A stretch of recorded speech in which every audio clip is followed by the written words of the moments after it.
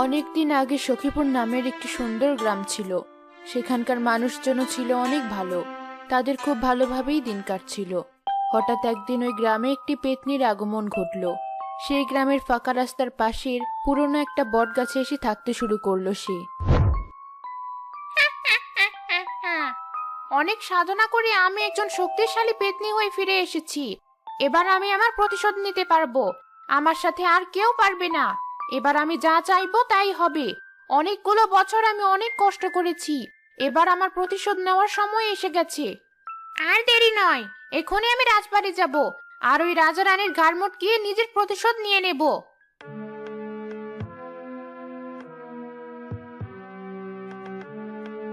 আহ, এ কি? আমি রাজবাড়িতে ঢুকতে পারছি না কেন? আমার শক্তি কি তবে এখনো কম রয়ে গেছে? না না, এমন তো হওয়ার কথা নয়। এবার বুঝেছি, রাজবাড়িকে এখন বন্ধ করা হয়েছে, তাই আমি শক্তিশালী পেতনি হয়েও ঢুকতে পারছি না। আমাকে এখন অন্য উপায় খুঁজতে হবে রাজবাড়িতে ঢোকার। যে করেই হোক, উপায় আমি একটা বের করেই ছাড়বো।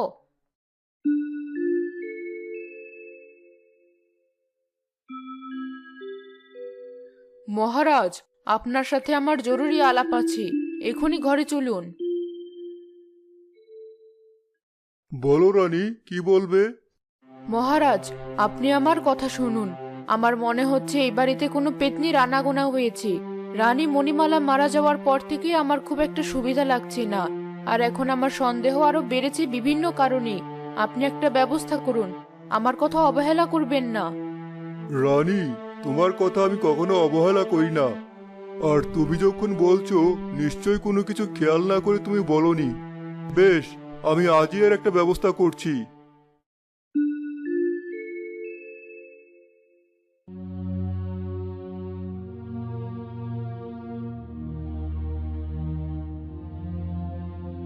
হ্যাঁ মহারাজ, রানীমা ঠিকই উপলব্ধি করতে পেরেছেন।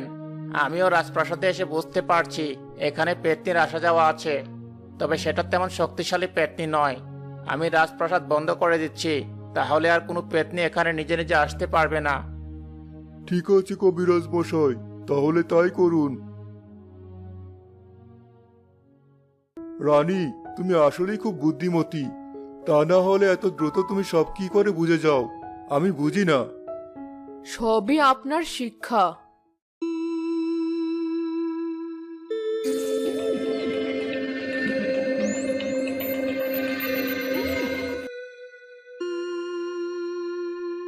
মহারাজ, আমি পুরো প্রাসাদ বন্ধ করে দিয়েছি। এখন কোনো পেতনি আর ঢুকতে পারবে না। এভাবে রাজা তার প্রাসাদ বন্ধ করে নেয়, আর সে পেতনি কিছুতেই আর প্রাসাদের ভেতর ঢুকতে পারে না। তাই সে আরো শক্তিশালী হওয়ার জন্য সাধনা শুরু করে। রত্না, একবার এদিকে আয় মা। দেরি হয়ে গেল যে, রানীমা আজ খুব রেগে যাবেন। তোকে আজ আর উনি কথা শোনাতে বাদ রাখবেন না। বলি, এত দেরি করলে হয় নাকি? এই তো হয়ে গেছে মা, চুলটা বাঁধতে একটু দেরি হয়ে গেল। দাও, আমি এখনই নিয়ে যাচ্ছি। মা শুধু শুধুই চিন্তা করে, রানী কি আর এমন বলবে? আর যাই বলুক, চুপ করে শুনে চলে আসবো। এই মেয়েটা তো খুব সুন্দর। বেঁচে থাকতে যুবতীকালে আমিও এমন সুন্দরী ছিলাম। আমার এমন রূপ দেখেই না মহারাজ আমাকে বিয়ে করেছিল। সে কথা ভাবলেই লজ্জা লাগে। মেয়েটা তো চলে গেল।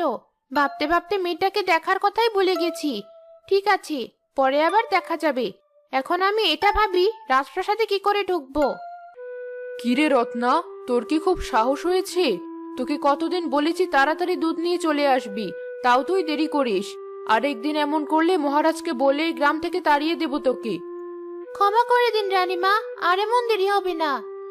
সে কথা তো রোজ শুনি, কিন্তু তুই রোজ এমন দেরি করিস। আহা রানী, তুমি যে কি করো না! এই মেয়ে, চলে যা তুই। এসব গরিব লোকদের সাথে এসব ছোট বিষয় নিয়ে কথা বলে নিজের সময় নষ্ট করো না। এসব তো দাসীদের দিয়ে করাবে। তুমি কেন এসব করতে যাও বলো তো? এটা আপনি ঠিকই বলেছেন মহারাজ। ঘরে চলুন, আপনার এখন বিশ্রাম দরকার। দেখেছিস কেমন ব্যবহার দুজনের?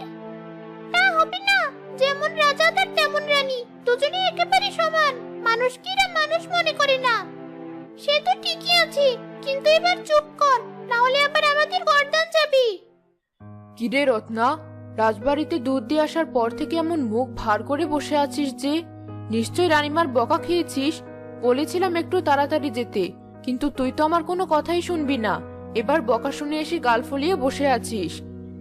একটু দেরি হয়েছে, তাই বলে এমন করে বকা দেবে নাকি? তাই তো দেয়, সেজন্য বলেছিলাম তাড়াতাড়ি যা। সে যাই হোক, এখন আর মন খারাপ করে বসে থাকিস না মা। কাল থেকে সকাল সকাল সময় মতো গিয়ে দুধ দিয়ে আসিস, তাই আর বকা শুনতে হবে না।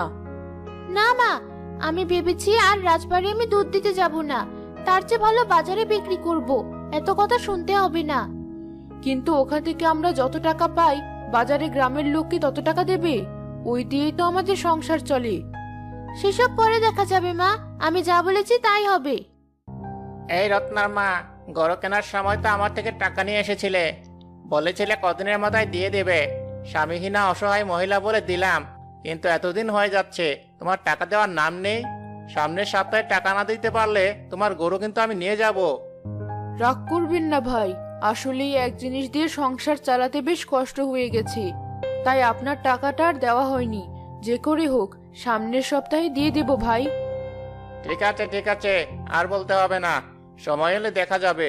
আর না দিতে পারলে গরু কিন্তু নিয়ে যাব, মনে রেখো। দেখলি কেন বলি বাজারে দুধ বিক্রি না করতে? এবার টাকা দিতে না পারলে দুই মা মেয়ে না খেয়ে মরবো। কাল থেকে আর দেরি করবি না, এই আমি বলে দিলাম। সময় মতো গিয়ে দুধ দিয়ে আসবি। মাও আমার উপরে রাগ দেখালো? অবশ্য দেখানোটা স্বাভাবিক, বাড়ির উপর এসে এসব বলে গেলে রাগ তো হবেই। কাল থেকে আমি আর দেরি করব না, ঠিক সময় মতো গিয়ে দুধ দিয়ে আসবো।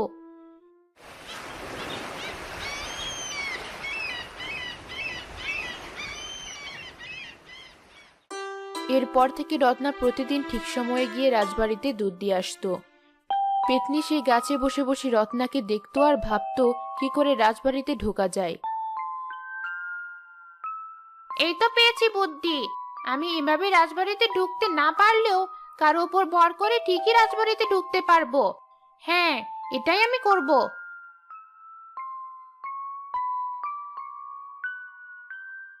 আরে, মেঘনা চাইতে বৃষ্টি, ওই তো মেয়েটা আসছি। ও তো রাজবাড়ি যাবে, আর প্রতিদিন ও রাজবাড়ি যায়। ওর ঘাড়ে ভর করে আমি রাজবাড়ি যাব। এবার ওর ভেতরে চলে যাই।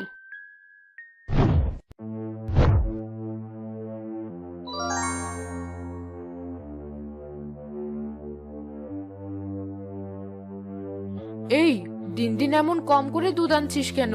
বেশি বেশি দুধ নিয়ে আসবি, বুঝলি? বেশি দুধ? এই নে বেশি দুধ।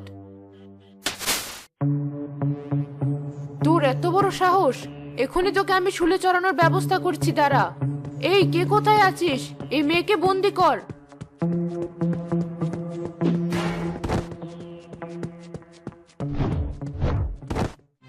ক্ষমা করবেন রানীমা, ওর শক্তির সাথে আমরা পেরে উঠিনি।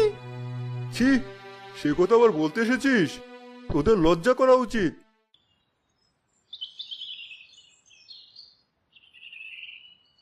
এই যে রত্নার মা, জানো তোমার মেয়ে আজ কি কাণ্ড করেছে রাজবাড়িতে? ওকে পেলে রাজা তো শুলে চড়াবেন। কি বলছো তোমরা এসব? আমার ওটুকু মেয়ে কি এমন করেছে যে রাজা ওকে শুলে চড়াবেন? কি করেনি তাই বলো, আমরা তো তোমাকে সেই খবরই দিতে এলাম। তোমার মেয়ে রানীর মুখে দুধ ছুঁড়ে মেরেছে। বলো কি? রত্না, তুই এমন কাজ কেন করলি মা? তোর নিয়ে যেতে ইচ্ছে না করলে তুই আমাকে বলতি, আমি নিয়ে যেতাম। কিন্তু তুই এমন কাজ কেন করলি? বেশ করেছি, ওর কত বড় সাহস! ও আমার মুকুট মাথায় পড়ে আছে, ইচ্ছে তো করছে ওর ঘাড়টাই মটকে দিয়ে আসি। আপনার মা, তোমার মেয়ে ওসব কি কথা বলছে? ও কি পাগল হয়ে গেল? আমারও তো তাই মনে হচ্ছে, না হলে কেউ এমন কাজ করে আবার এসব কথা বলে? এবার আমি তোদের মজা দেখাবো, দাঁড়া। পালা, এমনি পাগল হয়ে গেছে।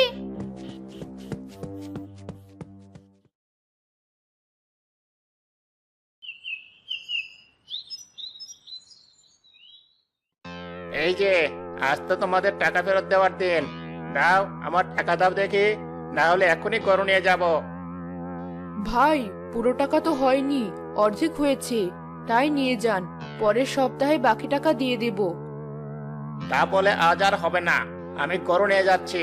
পরের সপ্তাহে টাকা দিয়ে গরু নিয়ে এসো। এই কাজ করবেন না ভাই, তাহলে যে আমরা না খেয়ে মরবো। তোমরা মরলে আমার কি? আমি আজ কোনো বাহানা শুনবো না। তাই নাকি? তা নিয়ে গিয়ে দেখা দেখি কেমন নিতে পারিস। ওরে বাবা, কি জল্লাদ মেয়ে রে বাবা, একেবারে আশ্রয় দিল। আমার গরু চাই না, ছাড় ছাড় আমাকে। না, এ আমার রত্না হতে পারে না। আমার মেয়েকে আমি চিনি, নিশ্চয়ই কোনো গোলমাল আছে। ওকে এখন কিছু বলা যাবে না। যা করতে হবে আমাকে একাই চুপ করে করতে হবে।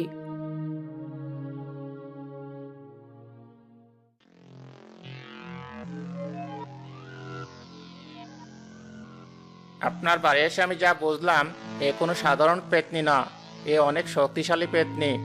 ওর সাথে পেরে ওঠা আমার কঠিন। দেখি কি করতে পারি, চিন্তা করবেন না। এই বল, তুই কেন এখানে এসেছিস? আর এই মেয়েটার ঘাড়ে কেন বর করেছিস? বলবো না, কিচ্ছু বলবো না তোকে আমি। তবে শোন, আগের মতো এবারও যদি তুই আমার পথে বাধা হয়ে দাঁড়াস, তবে এই গ্রামটা আমি উজাড় করে দেব। তোর ভিতরে এত রাগ কেন? উত্তেজিত না হয়ে বল তুই কি চাস। দরকার হলে আমি তোকে সাহায্য করব। বল তুই কে, কি চাস, আর এই মেয়ের উপর বর করেছিস কেন? সত্যি বলছিস? সত্যি তুই আমাকে সাহায্য করবি? হ্যাঁ, নিশ্চয় করব। কবিরাজ, তোরা আমাকে চিনতে পারলি না? আমি তোদের রানী মণিমালা। আমি নিজের প্রতিশোধ নিতে এসেছি। কি কি বলছেন আপনি এসব? আপনি আমাদের রানী মণিমালা, কিন্তু আপনার এই অবস্থা কেন? আর কিসের প্রতিশোধ চান আপনি? বেশ, শোন তবে। আমার স্বামী আর তোমাদের রাজা মারা যাওয়ার পর আমি রাজ্যের শাসনভার নেই। আমার কোনো সন্তান ছিল না তাই। কিন্তু মহারাজের এমন হঠাৎ আর অকাল মৃত্যুতে আমি বড় ভেঙে পড়ি। রাজদরবারের কাজ আমি ঠিকমতো করতে পারতাম না। তাই আমি না চাইতেও তোমাদের রাজার ছোট ভাই, মানে বর্তমান রাজা সুজনের উপর নির্ভর হয়ে পড়ি। বেশিরভাগ কাজ আমি তাকে দিয়ে করাতাম। কিন্তু একদিন আমি জানতে পারি সিংহাসনের লোভে মহারাজকে সে হত্যা করেছে। আমি তার ব্যবস্থা নেওয়ার আগে সে জানতে পেরে যায় আমি সব জেনে গেছি। তাই সে আমাকেও মেরে ফেলে আর আত্মহত্যা হিসেবে চালিয়ে দেয়। কিন্তু আমার মুক্তি ঘটে না। আমার অতৃপ্ত আত্মা পেতনি হয়ে যায়। আমি আমার রাজমুকুট ফিরে চাই। ওই খুনিদের হাতে আমি রাজ্য দিতে চাই না। আমাকে ক্ষমা করবেন, আমি না জেনে অনেক অন্যায় করেছি, তাদের সাহায্য করেছি। আপনাদের মতো রাজা আর রানীর সাথে হওয়া অন্যায়ের কোনো বিচার আমরা করতে পারিনি, তবে এখন তা হবে। আমি এখনই সবাইকে ডেকে পাঠাচ্ছি। সে কথা মুহূর্তে সারা রাজ্যে ছড়িয়ে পড়ে। সবাই এসে সেই খুনি রাজার রানীকে রাজ্য থেকে তাড়িয়ে দেয়। এরপর পেতনি রত্নার শরীর থেকে বের হয়ে আসে। আমি অনেক খুশি। আমার রাজমুকুট আমি পেয়ে গেছি। এবার আমি আমার দায়িত্ব পালন করে যাব। আজ থেকে রত্না হবে তোমাদের নতুন রানী। আর আমাকে বিচার পাইয়ে দেওয়ার জন্য সকলকে ধন্যবাদ। এবার আমার আত্মা মুক্তি পেল। ভালো থেকো তোমরা। রানী রত্না সততা আর নিষ্ঠার সাথে সেই রাজ্য চালাতে থাকে। সেখানে আর কোনো অনিয়ম থাকে না, কোনো দুঃখ কষ্ট থাকে না।